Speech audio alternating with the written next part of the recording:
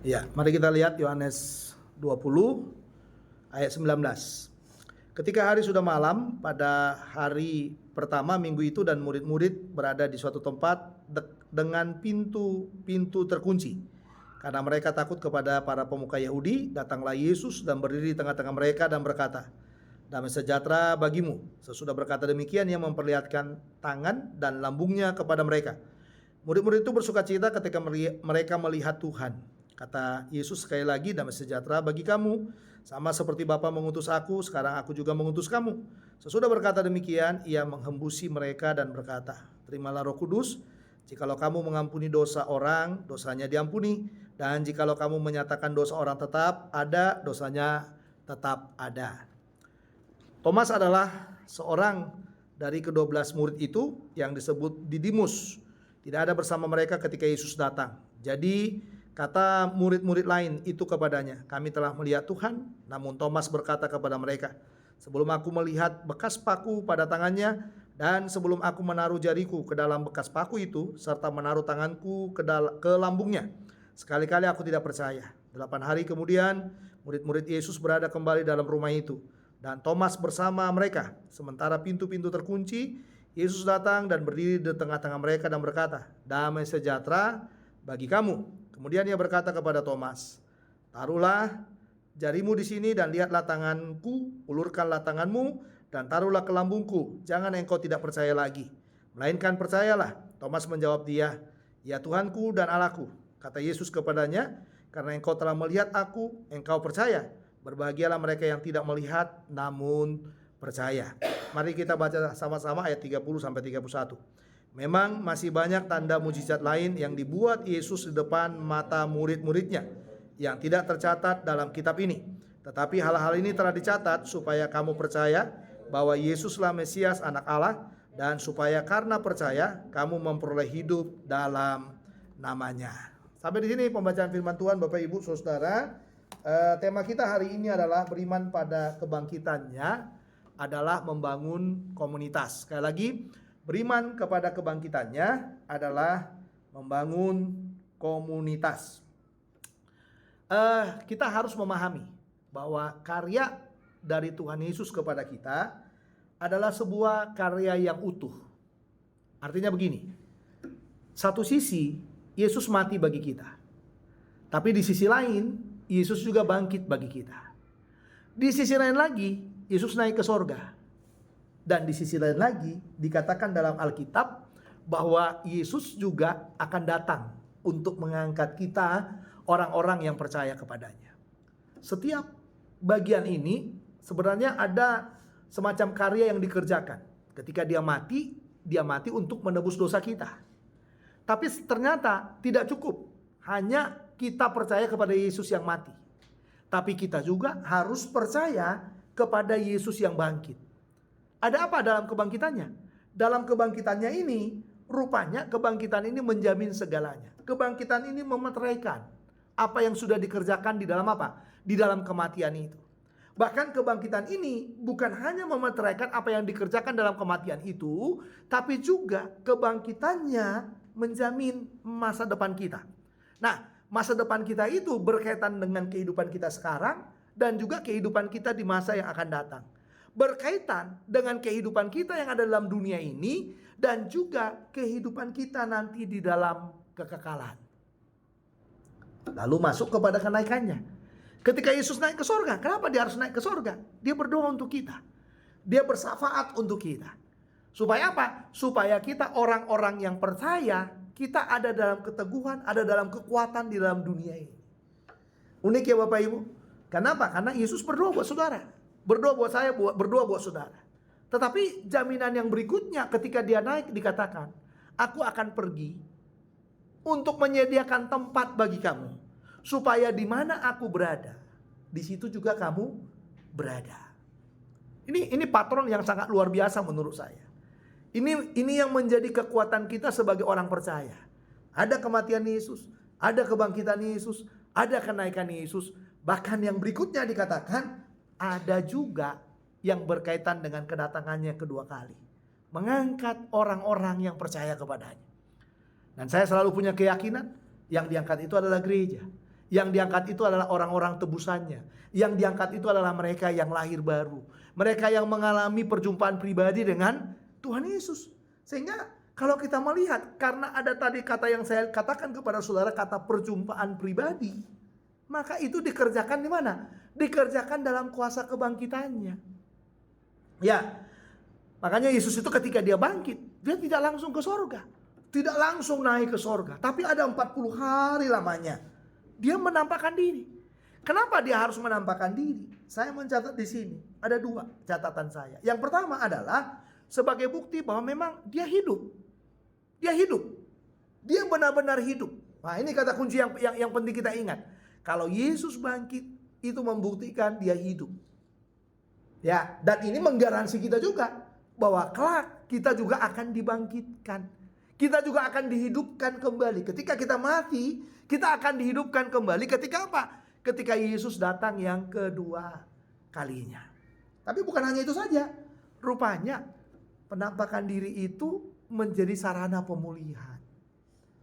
Pemulihan dari siapa? Pemulihan dari mereka yang menjadi murid-murid Yesus yang dicatat di dalam 1 Korintus 15. Nanti baca di rumah. Mulai dari ayat 5 sampai dengan ayat 9 itu. Sejumlah daftar nama-nama orang yang pernah Yesus menampakkan diri kepada mereka dicatat.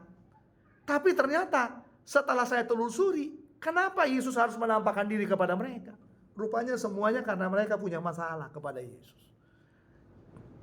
Ada punya masalah. Makanya Yesus menampakkan diri kepadanya. Termasuk nanti yang baru kita baca tadi, Thomas itu. Ya, Thomas itu ada punya masalah sama Yesus. Masalahnya apa? Sebelum aku mencucukkan jariku, aku gak percaya, katanya gitu. Begitu Yesus menampakkan diri, gak bisa dijawab. Ya, gak bisa dijawab ya Bapak Ibu ya. Nah, makanya pemulihan itu adalah bagian dari penampakan diri Yesus kepada orang-orang tertentu. Dia menampakkan diri juga mungkin kepada diri kita secara pribadi dengan pola yang berbeda. Makanya Paulus katakan yang terakhir dia menampakkan diri kepadaku. Dia sebut nama orang-orang yang pernah dekat dengan Yesus dalam 1 Korintus 15 itu. Tapi terakhir Paulus katakan, yang terakhir dia menampakkan diri kepadaku orang yang paling berdosa ini. Karena di antara mereka semuanya katanya, akulah yang paling berdosa. Kenapa dia yang paling berdosa? Karena Paulus katakan, aku telah menganiaya jemaat, aku telah menganiaya orang-orang percaya, aku telah menganiaya Kristus, aku telah bertentangan dengan Kristus. Sehingga itulah yang dia catat. Karena begitu hebatnya kuasa pemulihan itu. Sampai dalam Filipi pasal 3 ayat 10 dia katakan, yang ku kehendaki ialah mengenal dia dan kuasa kebangkitannya, di mana aku dipersekutukan menjadi serupa dengan kematiannya. Artinya orang yang hidup dalam kuasa kebangkitan Tuhan, dia siap pikul salib. Itulah kuasa pemulihan. Itulah kuasa apa? Kuasa penampakan diri Yesus kepada kita. Ya, kuasa penampakan diri Yesus kepada kita. Dengan dia menampakkan diri, dia menyatakan diri. Sama juga, sekarang dia juga menyatakan diri kepada saudara. Ketika saudara bertemu secara pribadi dengan dia, sebagai Tuhan dan Juru Selamat saudara pribadi, sebenarnya itu adalah bagian dari pemulihannya kepada kita. Kita berdosa, kita rusak, kita hancur, dia tangkap kita. Dia jadikan kita menjadi orang percaya. Dan itulah yang saya katakan, itu bagian pemulihan yang gak bisa dilupakan dalam hidup kita. Bahwa kuasa Tuhan itu begitu dahsyat, begitu luar biasa. Kepada siapa? Kepada kita, orang-orang yang percaya kepadanya. Kepada kita, orang-orang yang mengasihi dia. Kepada kita, orang-orang yang merindukan Tuhan dalam hidup kita. Ya, jadi luar biasa ya Bapak Ibu, luar biasa sekali. Nah, itu sebabnya bukan hanya itu saja, rupanya pemulihan itu diri kita dipulihkan, tapi kita juga yang percaya dibawa ke dalam sebuah komunitas. Dan saya selalu lebih suka mengatakan komunitas itu adalah gereja. Komunitas itu bukan persekutuan-persekutuan seperti itu, tidak, tapi komunitas yang paling kuat yang dibangun oleh Yesus untuk kita gereja, untuk kita orang-orang percaya adalah gereja. Di dalam komunitas gereja itulah kita merasakan yang disebut kuasa kebangkitannya. Ya, kita merasakan kuasa kebangkitannya, kita akan hidup di dalam kuasa kebangkitannya. Makanya judul khotbah hari ini mengatakan kepada kita beriman kepada kebangkitannya adalah membangun komunitas. Tapi pertanyaannya, komunitas seperti apa yang harus kita bangun dengan kita beriman kepada kebangkitannya itu? Di dalam ayat ini dicatat kepada kita ada 3 hal komunitasnya. Komunitas yang pertama adalah komunitas yang tidak terikat dengan ketakutan. Ayat 19 sampai 23 yang kita baca tadi itu adalah komunitas para murid-murid. Ya, artinya gini, komunitas para murid-murid ini adalah komunitas yang terikat dengan yang namanya ketakutan. Yesus menampakkan diri kepada mereka. Tujuannya adalah untuk melepaskan mereka dari ketakutan. Jadi mereka berada di satu tempat, bukan mereka sedang menyembah Tuhan, bukan mereka sedang memuji Tuhan, bukan mereka sedang berdoa, tapi mereka berada dalam satu tempat. Tujuannya cuma satu, takut kepada orang-orang Yahudi. Ya kan? Takut kepada orang-orang Yahudi. Dalam kondisi semuanya tertutup dengan rapat, tertutup dengan rapi, tiba-tiba Yesus datang ke sana. Yesus menampakkan diri kepada mereka. Dan penampakan diri ini rupanya menjadi bagian dari pemulihan Yesus bagi mereka. Dan pemulihan yang Yesus lakukan kepada mereka cuma satu kata. Dalam bahasa Ibrani atau dalam bahasa Yunani satu kata saja. Kata yang dipakai adalah shalom. Bahasa Ibraninya shalom. Bahasa Yunaninya adalah eirene. Artinya damai sejahtera atau salam damai. Ketika diterjemahkan ke dalam bahasa Indonesia mungkin katanya jadi banyak ya. Tapi dalam bahasa Yunani itu damai sejahtera yang dikatakan di sana adalah hanya satu kata. Shalom dalam bahasa Ibrani, eirene dalam bahasa Yunani. Dan memang benar ketakutan kita atau ketakutan para murid itu hanya bisa disingkirkan ketika shalomnya Tuhan, ketika damai sejahteranya Tuhan melingkupi kita. Kadang-kadang kita terlalu banyak ya Bapak Ibu berjalan dengan perasaan kita, berjalan dengan keinginan-keinginan kita. Kadang-kadang perasaan kita, keinginan kita itu akan membawa kita kepada ketakutan demi ketakutan. Bahkan kadang-kadang perasaan dan keinginan kita itu juga akan akan mengikat kita supaya kita tidak percaya kepada Tuhan. Atau dalam arti supaya kita tidak mempercayai apa yang ada di sekitar kita. Ya, apa yang ada di sekitar kita. Nah, makanya yang diperlukan untuk melepaskannya adalah cuma satu, shalom. Begitu shalom itu hadir, dibicarakan oleh Yesus yang bangkit itu, dan di dalam shalom itu ada kuasa kebangkitan yang dahsyat. Alkitab mencatat kepada kita, murid-murid itu bersuka cita. Artinya apa? Murid-murid itu lepas dari yang namanya ketakutan itu. Dan bukti dia lepas dari ketakutan itu adalah Yesus memperlengkapi mereka. Jika kamu sudah pulih katanya, Yesus mengutus. Bahkan yang berikutnya, Yesus memperlengkapi mereka dengan kuasa Roh Kudus. Ini sesuatu yang bagi saya yang luar biasa dalam mengikuti Yesus. Kita diperlengkapi dengan kuasa Roh Kudus. Kenapa harus diperlengkapi dengan Roh Kudus? Supaya kita berani menjadi saksinya. Karena kuasa kebangkitannya tadi saya katakan kepada saudara, kalau kita bicara kuasa kebangkitannya, berarti kita itu bicara kita jadi saksi Kristus. Kalau kita jadi saksi Kristus, berarti kita harus siap pikul salib. Ya kan? Pikul salib. Nah, ketika kita pikul salib, kita perlu kuasa. Kuasa dari siapa? Kuasa daripada Roh Kudus, supaya tidak lari dari kenyataan. Kita kan suka lari dari kenyataan ya. Kalau kita takut kan lari dari kenyataan. Kalau kita takut kita bersembunyi. Sama dengan murid-murid tadi ya. Dia menutup diri dengan lingkungan, menutup diri dengan orang-orang yang ada di sekitarnya. Bahkan kadang-kadang cenderung untuk apa? Cenderung juga untuk membohongi dirinya sendiri. Ya kan? Ya.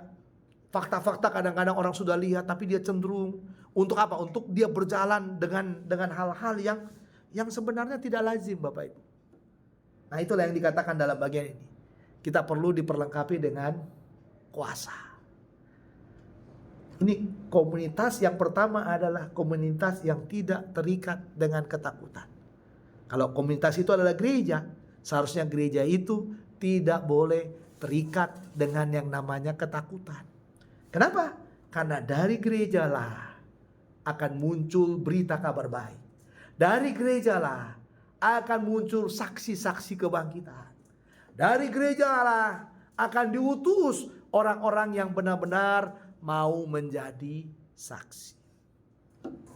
Komunitas yang kedua. Komunitas yang kedua adalah komunitas yang percaya sekalipun tidak melihat.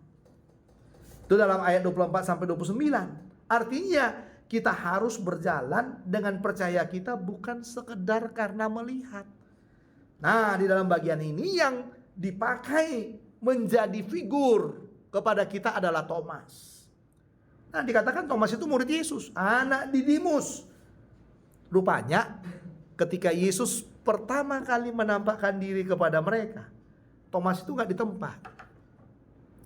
Karena murid-murid begitu bersemangat meresponi tadi kuasa saksi kebangkitan itu. Lalu murid-murid berkata kepada Thomas, kami udah melihat Tuhan, katanya. Kami bertemu dengan Tuhan. Kami sudah bertemu dengan Tuhan. Tapi apa respon Thomas? Apakah dia bilang, oh ya, kan seharusnya kan kayak gitu ya. Oh ya, saya gak bisa ketemu dengan Tuhan. Saya belum ketemu dengan Tuhan. Gitu kan seharusnya ya. Ini responnya seharusnya respon yang sangat luar biasa, respon yang sangat yang sangat menggugah hati seharusnya. Tapi ternyata responnya justru sebaliknya. Responnya dikatakan Thomas, sebelum aku melihat bekas paku pada tangannya dan sebelum aku mencucukkan jariku ke dalam bekas paku itu dan mencucukkan tanganku dalam lambungnya, sekali-kali aku tidak percaya. Makanya kan kalau di kekristenan, kalau banyak orang diajarin percaya tapi gak mau percaya, itu biasanya orang bilang, Thomas sekali kau, katanya. Ya kan, Thomas sekali kau. Apalagi kalau bilang orang, yang benar ceritanya, yang benar, masa sih. Kau Thomas sekali, gak pernah percaya kau sama Tuhan, gitu kan. Kadang-kadang kita bilang seperti itu. Tapi memang itu realita.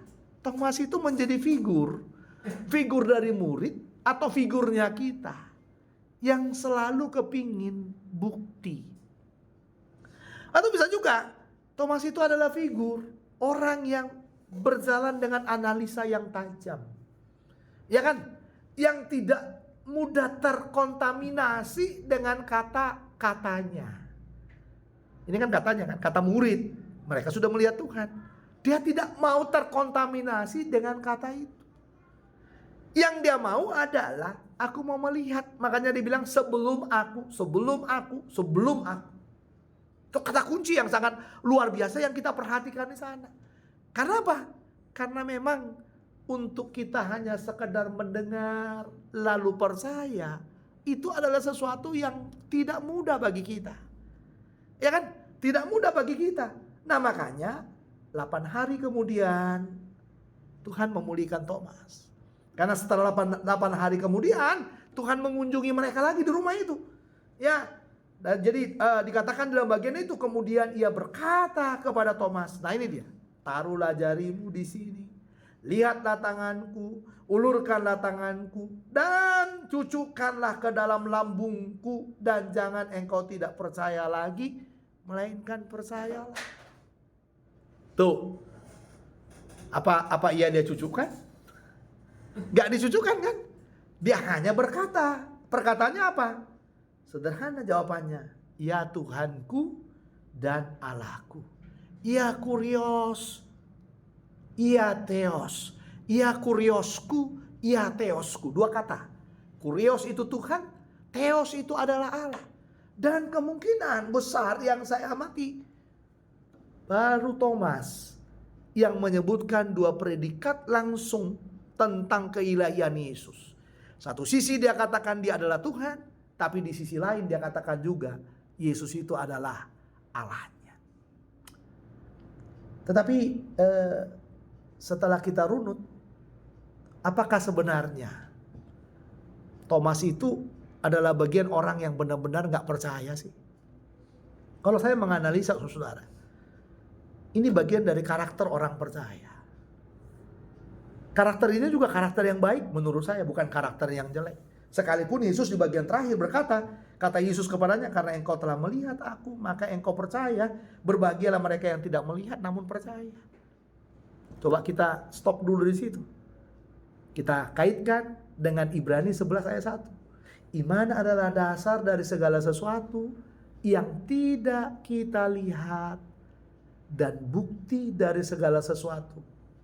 Iman adalah dasar dari segala sesuatu yang kita harapkan dan bukti dari segala sesuatu yang tidak kita lihat.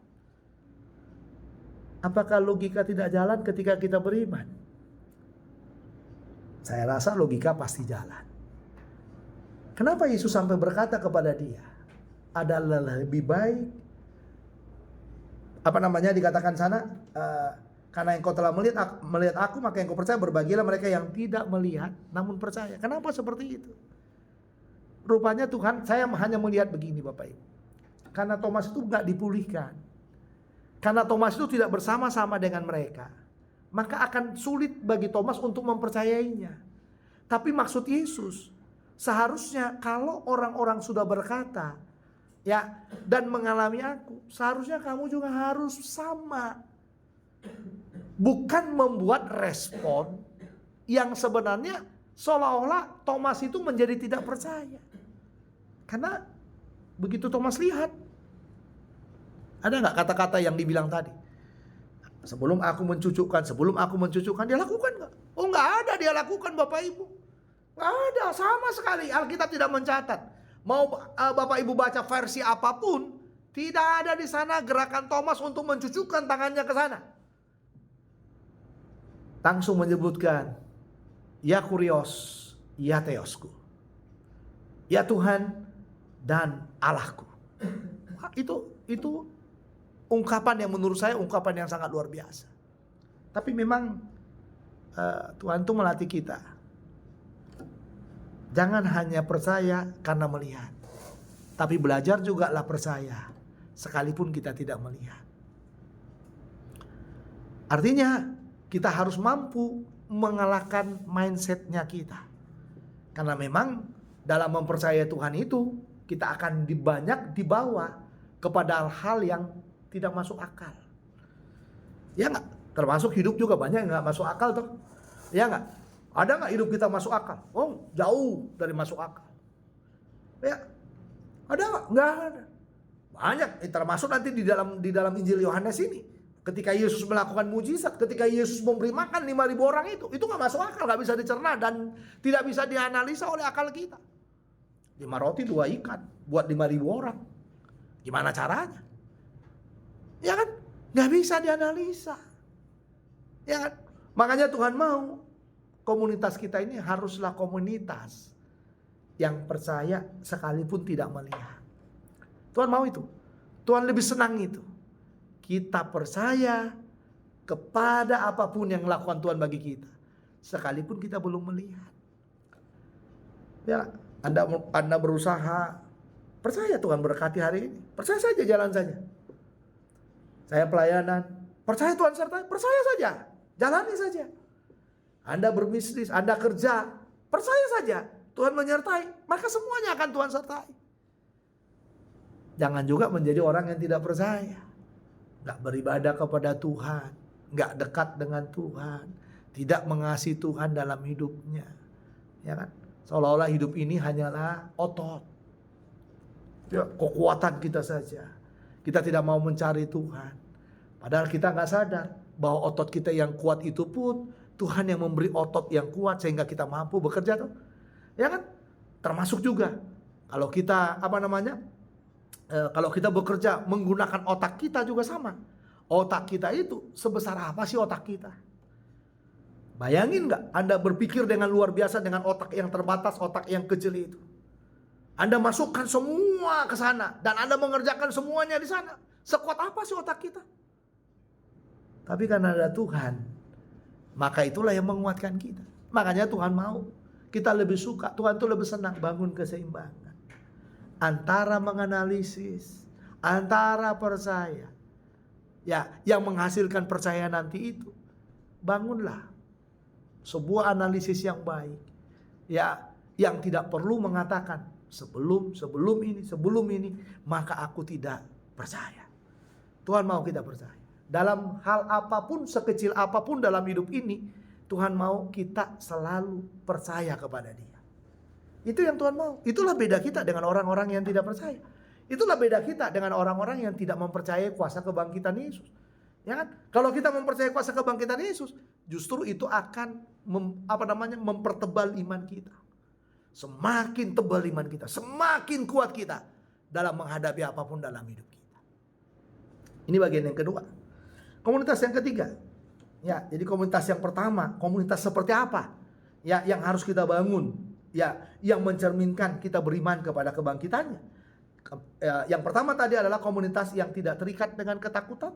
Yang kedua adalah komunitas yang percaya sekalipun tidak melihat. Dan komunitas yang ketiga adalah komunitas yang berjalan dengan kuasa mujizat. Itu yang dikatakan dalam ayat 30 sampai 31. Artinya, jika kita percaya kepada Tuhan Yesus secara utuh, maka kita mengerjakan apa yang dikerjakan oleh Tuhan Yesus. Dan itu yang dikatakan oleh Yesus dalam apa? Dalam Yohanes 14 ayat 12.